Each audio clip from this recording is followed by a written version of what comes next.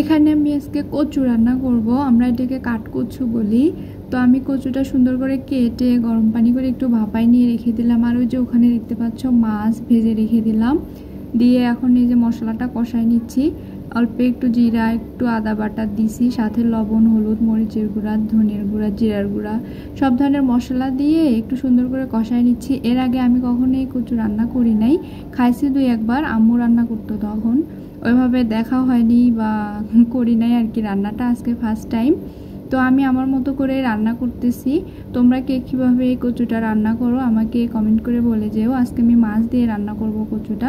এটা চিংড়ি মাছ দিয়েও নাকি মজা লাগে, অনেক মাছের মাথা দিয়েও, বাট আমি মাছ দিয়ে রান্না করতেছি। তো তারপরে এই তো আমার মশলাটা প্রায় কষানো হয়ে আসছে। হয়ে গেলে এর মধ্যে আমি আগে যে সিদ্ধ করে ভাপাই নিয়েছিলাম কচুটা, ওটা দিয়ে দেব।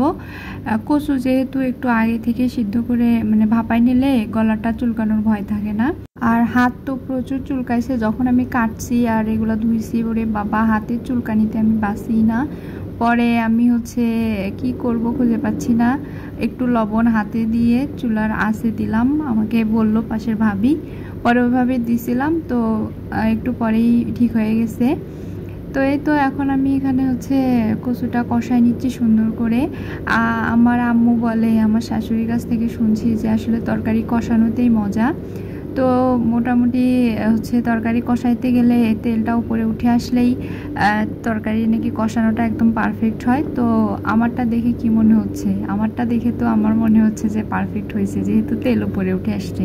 আসলে রান্না করতে গেলেই আমি এই জিনিসটা সবসময় মাথায় রাখি, আর মানে ভাবি যে কতক্ষণে আমার তেলটা উপরে চলে আসবে তরকারি, তখনই আমি পারফেক্ট রাঁধুনি হব আর কি, এরকম সবসময় ভাবি। তো এখন দেখে যেহেতু মনে হচ্ছে তেল চলে আসছে উপরে, তার মানে আমার কষানোটাও পারফেক্ট হয়েছে তরকারি আর কি।